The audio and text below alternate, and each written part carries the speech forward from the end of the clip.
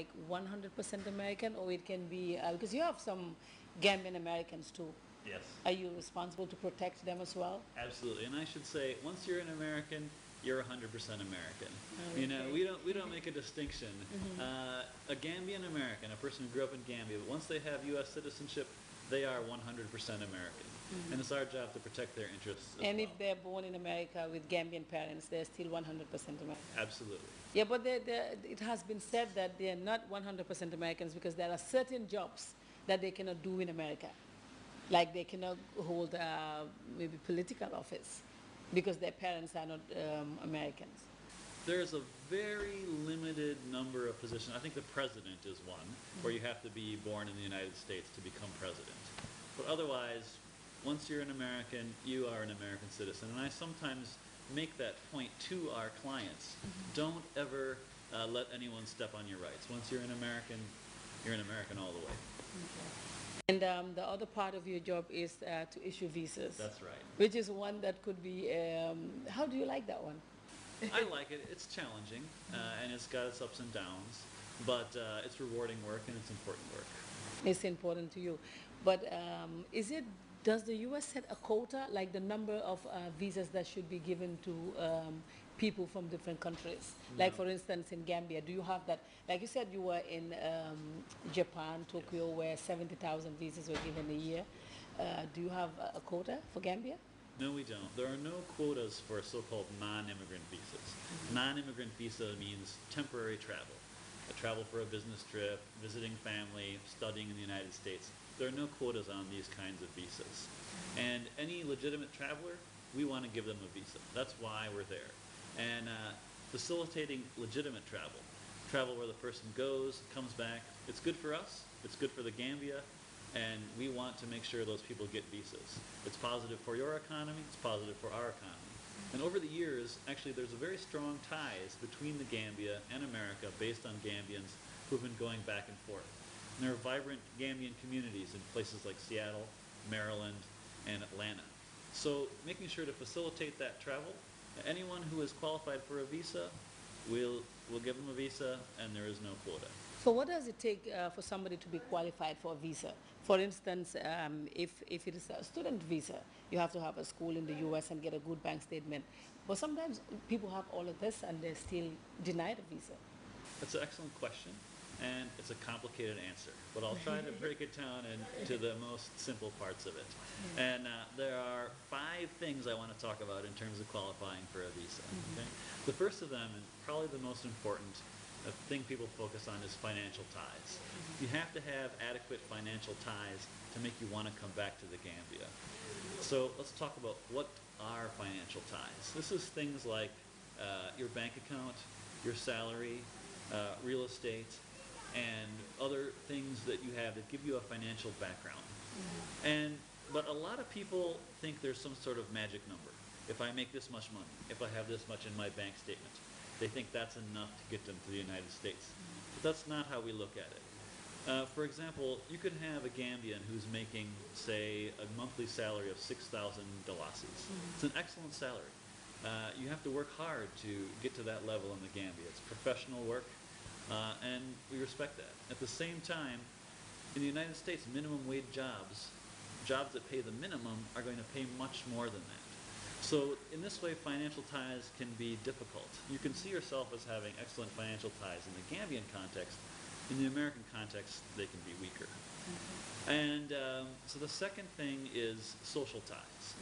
And social ties are things like if you married or not, how many children you have, how long you've been at your job, your prominence in the community, things that make you want to come back and live here, things that make you want to come home.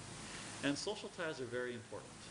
Let's take the example, let's say you have a woman age 60. She's never worked, and her husband, she doesn't have a bank account. So you're saying, well, how can she qualify for a visa? She doesn't have any financial ties. But in all likelihood, she may have strong social ties. She may be living with 5 of her children in the compound. She may be taking care of her grandchildren. She may have been a housewife all her life here who has responsibilities not only to her family, but to her community. So we're not going to automatically say no just because she doesn't control the family money. Her social ties maybe enough for her to qualify for a visa.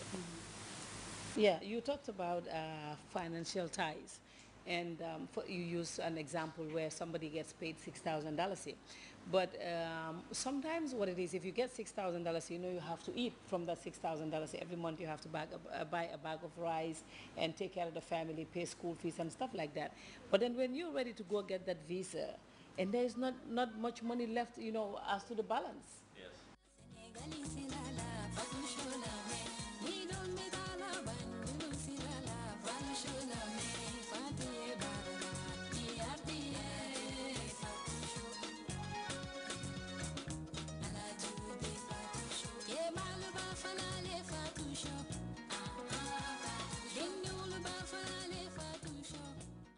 Well, and that's why it's complicated. We don't look at that number alone. $6,000, you're not qualified. It's not like that. You may be making far less than that, but you may be qualified. If, for example, you've got a strong family structure, other support. So the amount of the money in the account don't matter? It matters, but we look at the cases holistically. Yeah. We're going to be looking at your whole situation, financial, social, your background, what you're doing now, what you want to do in the future, your trip to the United States. It's just one of many elements that we take into account. Okay. And you talked about social ties. Recently, it's been said that Andy would refuse even bank managers. And these are people who have very good jobs. These are people who have been in their jobs for a long time. And these are people who get very, very, you know, good pays. Why would they be refused? That's a good question. And that was one of the other elements I wanted to mention in qualifying for a visa. Visa applicants' cases are protected by privacy laws. So your friend may go in for a visa. Let's say he's a bank manager. He doesn't qualify for a visa, and he comes home and he tells his friends, "I'm a bank manager. I can't believe they said no." But what he may not be telling you is perhaps he had an overstay in the past. Perhaps he has family members that have an overstay. Perhaps he may be involved in illegal activities. And I'm just using these as an example. But in addition to financial and social ties, you have to have a clean record, both as a traveler and in your sort of business life. And I'm happy to say in the Gambia, we find very few people with criminal convictions, which can cause an ineligibility. But sometimes it happens that an applicant has something on their record that they may not want to share publicly, but it may disqualify them from a visa. Yeah, but if a family member overstayed in the U.S., why should that affect?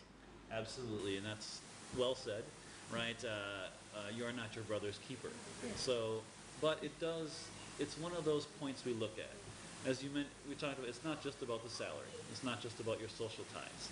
But if your financial ties are on the edge, if it's a borderline case, and let's say your brother went on a tourist visa and didn't come back, does that affect your case? Yes, it does. It's not going to automatically disqualify you, but we do look at all of these elements in making a decision as to whether the applicant is qualified. Even though, you know, it's not the person's fault. That's right. Well, that's a tough one. But since you came into office, it's been like 1 year, and stories have been said that since Andy came, sometimes some people will exaggerate and say 100 people will apply and he will only give one. And some will even say he don't even look at the papers. He will just call you in and then just deny you a visa like that. How true is that? Well, it's not true. We continue to issue thousands of visas a year to Gambians. And I should say, in starting out, that it's not my job to say yes or no in the sense of me deciding is this right or not. It's my job to apply U.S. law. And we're constantly studying the visas we've already issued. We're reviewing our issuances and deciding, did we make the right decision? It's true that the visa issuance rate has gone down in the last year. That's true. It has gone down. But it's also gone down in each of the last 4 years. Why is this? Over the past 2 years, every study we've done of visa issuances has showed more overstays than we expected. Let me give you an example. So when we do a study of overstays, we're expecting that some people will overstay. It happens. And a sort of acceptable rate is about 3%. If you issue 100 visas, if 3 overstay, well, we missed some. That's okay. But we did a study of the student visas, and we found that 3 out of 10